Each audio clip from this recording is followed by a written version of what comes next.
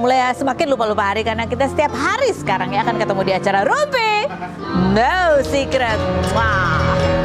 Oke, baiklah. Ada Mas Vicky yang hari ini menemani kita hari ini ya. Ada beberapa bintang tamu juga yang akan kita wawancara, kita gali ceritanya ya, baik untuk supaya memahami pengetahuan kita supaya lebih luas lagi ataupun juga bisa mendapatkan hikmah-hikmah baik dari setiap cerita. Tapi kita ke pojokan dulu dong tentu saja untuk membahas berita-berita yang hot yang lagi ramai diperbincangkan baik yang datang dari dunia nyata maupun dari dunia maya. Oke. Ini masih lanjutan dari yang kemarin ya. Kemarin kan kita sempat tuh naikin ya postingan dari Dahlia Poland. Dahlia Poland ini adalah pemain sinetron juga, menikah di tahun 2015 dengan pemain sinetron juga yaitu Fandi Christian. Dahlia Poland yang menikahnya di usia 18 tahun, sementara Fandinya itu usia 30 pada saat menikah di tahun 2015. Dan sekarang pasangan ini tinggal di Bali, sudah punya 3 anak. Nah kemarin itu ramai diperbincangkan karena Dahlia itu mengunggah capturean percakapan gitu yang kita duga ini adalah percakapan suaminya dengan seorang perempuan gitu. Terus masalahnya ini adalah ya ada kata love gitu, I love you ya kan. Padahal kan bukan sama istrinya gitu ya kan. Kenapa love you sama perempuan lain gitu. Nah sementara Fandinya ini gitu ya lagi ramai juga sinetronnya ya. Judul sinetronnya juga lucu loh. Apa? Bunda jangan bercerai Bunda. Wow. Oh ya kan, jadi diduga ini ya ada apa-apa gitu sama lawan mainnya ya. Coba chattingannya yang kemarin, coba kita bukan chattingannya, screen capture yang kemarin ini nih ya. Aduh ampun deh. Ini udah buram ya. Ini tulisannya langsung kayak ibaratnya tinta tuh blobor gitu. Jadi aku nggak bisa baca apa-apa. Ini seperti tinta blobor di sini nggak bisa baca ya, gitu ya. Tapi udah kayaknya udah karena di storynya Dahlia Poland jadi udah nggak bisa dibaca lagi. Pokoknya ada kata love you itu lah, ya kan. Terus habis gitu Dahlia Poland juga sempat nge-tag nama perempuan itu, ya kan. Oke. Terus habis gitu dia bilang. Dia bilang ada lagi yang nuduh dia gimmick itu salah besar. Mana tuh postingannya dia bilang gini ya. Yang bilang gimmick buat naikin rating. Tahu aku dari lama, yang tahu aku dari lama pasti tahu aku orangnya kayak apa. Makasih buat yang udah kasih semangat. This too shall pass kalau kata Papa J katanya gitu ya. Terus kemarin juga kan Fandi Christian posting foto, ya kan? Foto sama Dahlia Poland. Terus itu, profil picture Instagramnya aku lupa deh. Profil picturenya kan sekarang juga sama Dahlia Poland ya. Apa dari dulu udah sama Dahlia Poland? Ya. Baru aja. Dan itu menariknya ya, menariknya lagi nih. Tapi belum ada di sini nih kayaknya. Jadi Dahlia Poland itu sempat posting cerita tentang bagaimana proses kelahiran anak yang ketiga gitu. Udah saking melahirkan 2 kali, melahirkan anak yang ketiga tuh kayaknya yang wah udah flag nih gitu. Terus kayaknya santai gitu ya. Terus tapi cerita panjang ternyata walaupun santai ternyata ini juga perjuangan juga tetap gitu ya walaupun udah anak ketiga. Nah di bawahnya tuh Fandi Christian tulis mari menua bersama. Oke, itu ditulis berapa 143 minggu yang lalu gitu ya. Tapi kan netizen tahu ya karena kayaknya itu dipin gitu ya dan caption komentarnya si Fandi Christian itu kelihatan banget di bawahnya gitu. Tapi kamu gitu ya. Ini kayaknya aku capture deh. Netizennya pada emosional semuanya ya, dibilang gini, "Apa iya?" katanya gitu kan. Dia terusnya mari menua bersama, ada yang jawab, "Apa iya?" gitu ya. Terus ada yang jawab lagi, "Yakin?" ya kan. Sudah lagi, "All men do is lie," katanya gitu. Terus ada yang jawab lagi, "Lo aja sendiri," katanya gitu. Ya itu netizen mulai emosi ya kan. Ada lagi, dan sekarang Dahlia juga unfollow Fandi, sedangkan Fandi masih memfollow Dahlia Poland. Ini kan tinggal di Bali ya Dahlia Polandnya, Fandinya di Jakarta. Nalo Fandi. Makanya deh, jangan macem-macem ya kan. Maksudnya jangan macam-macam tuh dalam arti ya harus komunikasi yang jelas gitu ya, dan memang harus tahu batasan. Nah kalau WhatsAppan, kalau udah bernikah ya jangan suka WhatsAppan sama lawan jenis itu yang mengarah-mengarah nggak jelas gitu, walaupun bercanda. Cuma teman aja manggil beb sayang, tolong hargai pasangannya. Itu namanya tidak menghargai pasangan. Walaupun mungkin tidak ada perselingkuhan, tetapi itu menghina dan menyakiti pasangannya. Ya mau laki mau perempuan sama aja. Nah ini ada Dahlia juga disemangatin sama Inara. Ya Inara ini juga yang kemarin sama ya, punya cerita yang kurang lebih sama. Dia menduga suaminya juga berselingkuh begitu ya. Ini kita Fandi sama Dahlia ini kita ikuti perjalanannya dari sejak awal mereka sebelum menikah sampai punya anak gitu ya. Ada sempat kita challenge dengan kartu, kita tanya seandainya misalnya salah satu pasangannya digoda perempuan lain atau dan tergoda gitu ya, apa yang akan Dahlia Polan lakukan? Ini mau di bulan Januari 2018, bulan Agustus 2018. Coba kita lihat yang berikut ini. Kalau pasangan saya ketahuan selingkuh, saya akan marah. tinggalin. Marah doang. Tinggalin. Ini marah. Marah terus tinggalin. Nggak kamu sayat-sayat dulu nggak ya? Oke, cuma marah langsung tinggalin gitu aja. Oke, baik. Andai aku nggak suka sama lawan main kamu dan minta kamu untuk nggak nerusin job kamu Siapa nurut yang atau nulis enggak? ya? Kayaknya Ini kan pansen dia ngeliatin kita di gini-gini dari tadi di bawah. Ya. Gimana kalau misalnya lagi, kamu lawan mainnya itu, kamu nggak suka deh. Aku sih nurut ya. nurut. Dia nurut. Ani nurut. Nurut. Nggak jawab dia. Oh, Fandi jawab akan nurut ya. Kalau Dahlia Polan bilang udah gitu, set gitu ya. Kita lihat saja lebih lanjut. Ya, namanya godaan di luar sana kan memang ada, ya kan. Kuat-kuat deh. Nah, komentar netizen, coba kita baca komentar netizen. Bunyinya adalah, aduh, nggak ingat dulu pas perjuangan Dahlia susahnya gimana, beda usia jauh, dikira mengayomi ternyata menyelingkuhi gitu ya. Bro, bini lo udah capek banget ngurusin 3 anak, lo main gila luar biasa, nggak mikir sesakit apa hati bininya, ya Allah. Yang lain berikutnya komentarnya, oh pantesan selingkuh ternyata satu project film, dasar gak profesional ugarak. Ada lagi yang langsung caps lock semua bunyinya. Padahal udah jadi my dream banget punya keluarga kayak mereka, sumpah jarang diliput media, saking nggak ada isu jeleknya, sekali diliput, pecah telur katanya gitu. Iya sih ya. Kalau yang kita yang ngikutin tuh Dahlia itu dulu waktu itu sempat bikin konten-konten. Itu dia ngedit sendiri, video sendiri gitu ya. Dalam kondisi anaknya 2, sekarang udah 3. Dan nggak pakai babysitter. Kenapa sih Dahlia Polan nggak pakai babysitter? Pakai deh biar suaminya tuh nggak ada alasan gitu. Astaga. Soalnya kita pernah beberapa kali ke Bali juga mau mencoba wawancarai pasangan ini gitu, tapi selalu nggak bisa karena itu Dahlia Polan anaknya 3 dan dia sibuk banget. Ya nggak apa-apa sih ngurus anak sendiri juga nggak apa-apa ya, tapi ya lu nggak nasihat apa sih, aku nggak ngerti dah. Oke, kita ikuti aja deh ya. Aduh, aku ikut panas, tapi ya mudah-mudahan enggak ya, mudah-mudahan ini hanya salah paham ya. Fandi, ayo pulang, beresin, perbaiki ya. Itu keluarga itu sangat berharga, kasihan anak-anaknya juga ya. Oke, yang berikut bintang tamu kita yang pertama, ini ada Alfi.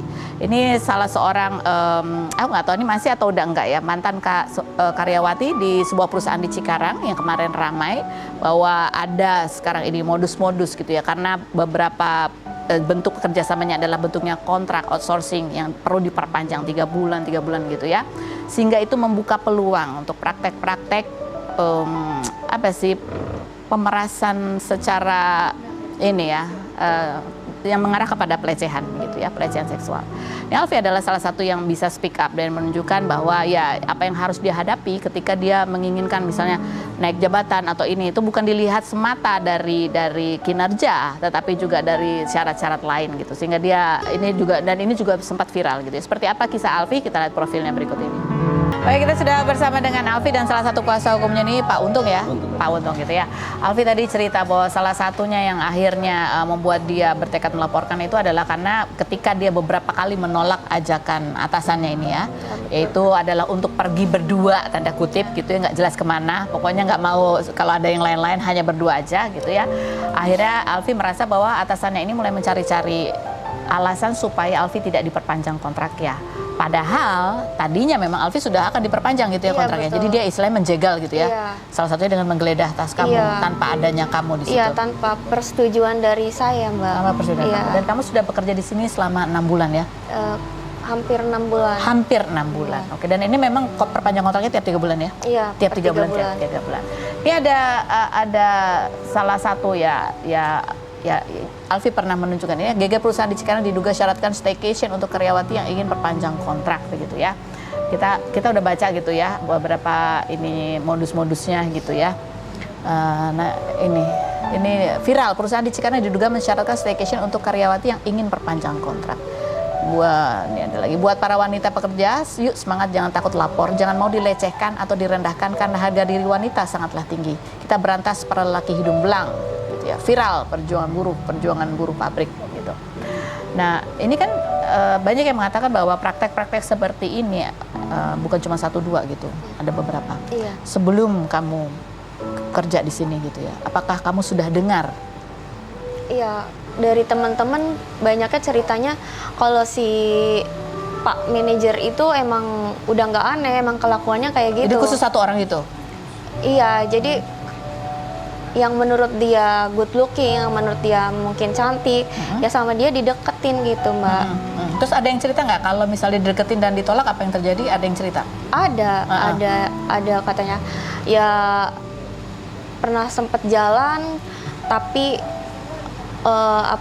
pernah dibelanjain, terus uang belanjanya suruh balikin lagi karena ketahuan si ceweknya itu punya cowok, jadinya suruh balikin lagi uang belanjanya itu. Akhirnya si cewek itu cicil dari gajian kerja. Padahal dia nggak minta tuh. Enggak. Gitu ya? Iya. Jadi aneh-aneh. Dan cewek itu yang diceritakan itu masih kerja di situ atau udah keluar? Udah keluar, udah habis Udah kontrak. keluar. Udah habis kontrak? Iya. Apalagi cerita-cerita yang kamu dengar? Khusus Iya. satu orang itu atau ada lagi yang lain sebetulnya? Ada lagi banyak, Mbak. Cuman orangnya tuh nggak mau disebutin karena ada yang udah berkeluarga, karena nggak mau juga mungkin keluarganya rusak cuma gara-gara itu. Oh, maksudnya ini yang banyak itu adalah korban-korbannya? Iya, korban-korban. Pelakunya tapi cuma satu orang? Pelakunya cuma dia, satu orang. Cuma satu orang? Iya. Nah, begitu kamu masuk nih gitu ya? Iya, udah banyak cerita. Udah banyak cerita kan nih, kamu Iya. masuk. Terus gimana cara kamu? Ternyata kapan kamu mulai mengalami hal yang diceritakan orang-orang itu?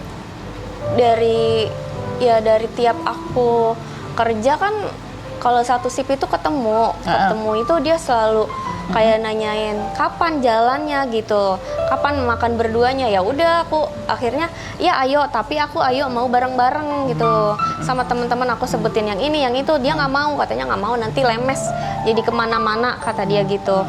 Ya akhirnya aku juga mikir dan aku udah waspada nih, orang kayaknya ada niat jahat gitu kan.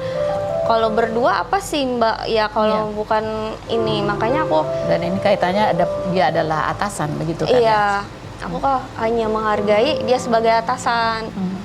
Jadi gitu. Terus abis gitu akhirnya sempat kamu tolak nih. Yang kamu tolak tuh Iya. ajakannya untuk? Yang terakhir itu kan aku kontrak kedua ya. Kebetulan aku udah ada info buat perpanjang. Tapi di situ dia nemuin aku buat ngomong lagi. Yaudah kamu habis aja katanya bulan ini. Soalnya kamu gak mau diajak jalan kata dia gitu. Lah ya terus aku harus gimana Pak? Kataku gitu. Terus kata dia, ya udah kamu tentuin aja dulu katanya gitu. Bisanya kapan? Kata dia gitu. Nah pada akhirnya ya udah aku di situ udah mulai risih kan ya. Akhirnya aku beraniin buat chat dia. Kalau aku, Pak maaf aku nggak bisa jalan berdua kataku gitu. Karena kan aku juga udah punya calon suami juga ya.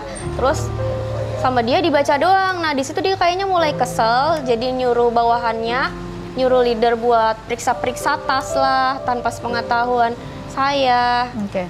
Nah, Alfi ini kan sekarang cerita tentang ini ramai dan kamu juga melaporkan gitu ya. Tapi awalnya adakah perasaan kayak, aduh kalau lapor nih akan ada gunanya nggak sih? Gitu? Ada nggak perasaan? Ada, karena kayaknya kalau kasus kayak gini sih nggak cuma ini aja sih, kayak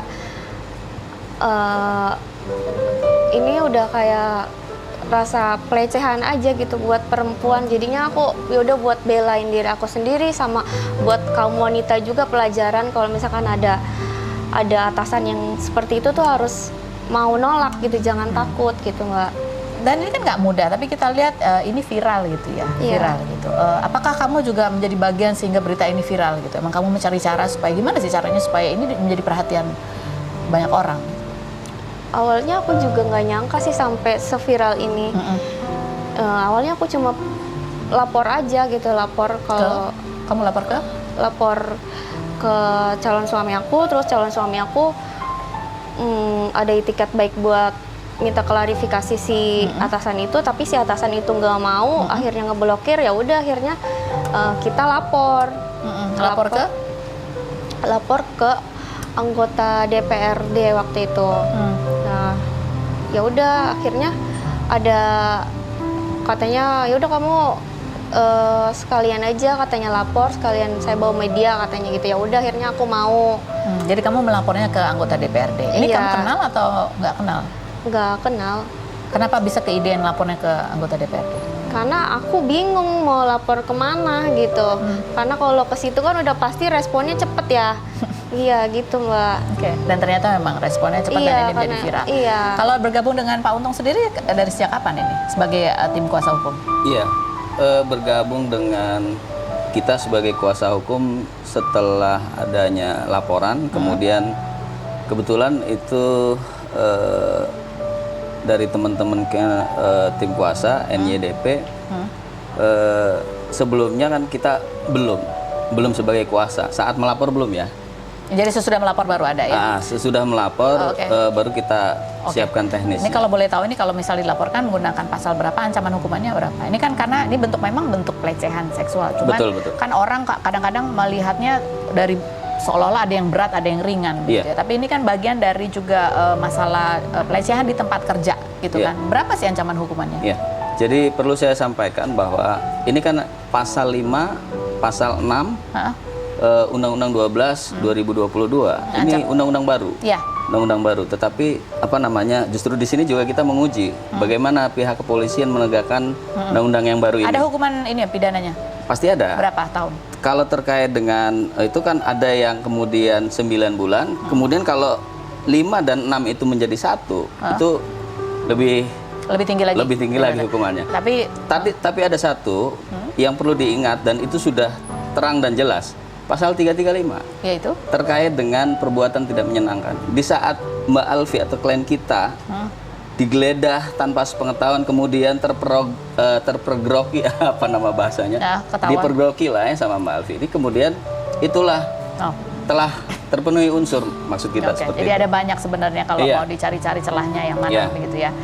Ini salah satu tweet dari John Sitorus. Ini anggota DPRD yang bukan ya. Ini salah satu juga nih yang nge-tweet ya. Banyak yang soal perpanjangan kontrak di perusahaan area Cikarang, ada oknum atasan perusahaan yang mensyaratkan harus staycation bersama karyawati agar mendapatkan perpanjangan kontrak. Yang mengerikan ini ternyata sudah rahasia umum perusahaan dan hampir semua karyawan tahu begitu. Kamu pernah dapat ajakan untuk staycation? Ada? Kalau Cuman jalan bareng itu nggak jalan jelas. bareng berdua gitu, tanda kutip itu apa jalan bareng berdua gitu maksudnya. Kamu kalau melihat teman-teman kamu yang lain gitu ya, kalau dikatakan ada dugaan bahwa ini menjadi rahasia umum. Mereka tuh sharing cerita nggak? Bagaimana mereka menghadapi kondisi yang seperti ini tuh sebenarnya situasinya seperti apa sih teman-teman yang lain? Nggak pernah cerita juga sih kalau teman-teman yang lain Mbak. Cuman ada yang beberapa bilang juga katanya ketakutan juga sama dia juga, ini gimana ya kalau misalkan nggak ditolak diperpanjang nggak ya katanya gitu. Aku pernah kasih saran ya udah jangan takut kataku gitu, rezeki mah nggak kemana kan kataku gitu ya. Iya tapi aku butuh kan, teman aku mah ada yang kayak gitu tapi orangnya nggak mau disebutin. Ini tapi ya ini menarik ya bahwa ketika Alfi terus kemudian melapor gitu ya, terus kemudian dia juga punya akun TikTok gitu ya untuk juga sharing cerita dan lain sebagainya, orang melihat kemudian kepribadian Alfi, tapi ada juga beberapa netizen yang kemudian malah jadi menyerang balik Alfi gitu ya. Pasti postingannya banjir komen negatif. Coba kita lihat komentar-komentar netizen yang diantaranya apa ya. Barusan kepoin TikToknya, by the way ini mah sudah pro, cuma pura-pura polos aja katanya gitu. Ya kali gaji UMR speknya begini katanya gitu. Yang berikutnya, ngakunya korban ternyata pemain, bukannya karyawan PT ini mah. Masa iya glowing gitu, masa gajinya udah tinggi, masih perjalanan trainingnya istilahnya gitu. Terus yang berikutnya, oke, kirain cupu ternyata suhu peran dan ini pemainnya udah ketebak mau cuman pen di up aja sama media, nggak viral, nggak makan gitu ya. Menuduh kamu pansos, ada yang menuduh bahwa kamu tuh bukan korban, kamu sebenarnya juga pemain. Kamu menanggapi ini gimana? Iya, coba aja misalkan kejadian yang saya alami ini kejadian sama yang mereka, keluarga mereka. Itu seperti apa ini? Sebenarnya aku juga nggak pengen jadi artis, Mbak. Cuma aku pengen kalau di up media kan prosesnya cepet juga ya, lama lah, aku cuma pengen kerja bener-bener sebenarnya, bukan Tapi kamu melihat tuduhan-tuduhan itu apa yang kamu rasakan? biarin aja. Aku nggak mau dengerin kata mereka. Marah? Enggak, biasa aja. Sedih? Sedih ya pasti sih, dihujat kayak gitu, apalagi yang hujatnya sesama perempuan ya, dia nggak bisa ngerasain gimana tuh di posisi aku sekarang. Orang nanya handphone kamu katanya kok bisa mahal gitu. Ya karena aku juga kan pernah kerja di beberapa perusahaan, nggak cuma di situ. Sebelumnya aku juga pernah kerja di PT elektronik, PT otomotif yang gajinya lumayan, ya lumayan lah, Ya, ada bisa tabungannya, iya kebeli apa yang saya mau gitu. Gitu. Boleh dikomentaris. Silakan. Baik. Ya, terus terang kita sebagai kuasa hukum gemes juga melihat komentar-komentar di TikTok ya, dengan gaji ini begitu. Nah, orang di sana tidak melihat latar belakang yang sebenarnya terkait dengan pribadi dan seterusnya. Ada tentunya klien kami, Mbak Ade itu kan sudah punya calon suami. Ketika saya membaca tentang terbuka dan segala macam, loh calon suaminya orang berpunya kok, kan gitu kan. Menurut kita seperti itu. Jadi kan selain daripada Mbak Alde bekerja mendapatkan penghasilan, kan masih single juga. Kemudian ditopang dengan calon suaminya yang ya apa salah membahagiakan calon istri kan begitu kan? Oke, mungkin Barangkali begitu. yang paling menyedihkan itu adalah yang menghujat adalah sesama perempuan Iya. gitu ya. Bahwa kondisi ya kadang-kadang di banyak tempat, di beberapa tempat kerja gitu ya. Ini namanya adalah penyalahgunaan kekuasaan gitu ya. Dan pengancaman. Bahwa kalau tidak mau menuruti permintaan-permintaan yang di luar profesionalisme gitu ya, terutama mengarah kepada pelecehan seksual, ada ancaman. Bahwa ancamannya berupa ancaman ekonomi gitu ya, jabatan, gaji, kenaikan dan lain sebagainya. Dan itu kerap terjadi, dan kita nggak tahu kondisi setiap perempuan itu beda-beda. Ada yang punya pacar kaya gitu ya, atau dia sendiri punya tabungan sehingga mungkin dia lebih berdaya. Tapi ada juga kan perempuan yang tidak berdaya begitu ya, menghadapi ancaman seperti itu, nggak ada yang lain, nggak ada pilihan lain, seolah-olah tidak ada pilihan lain. Ini ya makanya itu dilindungi oleh undang-undang begitu ya. Jadi kalau ada laporan seperti ini, walaupun terlihat kayaknya nggak ada bahaya-bahayanya, kan cuma chat gitu doang. Bukan itu, tapi dibalik itu adalah pengancaman. Ya, itu yang sering dihadapi oleh perempuan di tempat kerja. Jadi kita dukung kalau ada yang ingin mendobrak supaya semua orang tahu bahwa yang namanya pelanggaran di tempat kerja, pelecehan di tempat kerja itu termasuk salah satunya adalah seperti itu. Alfi, terima kasih sudah hadir. Terima kasih juga Pak Untung.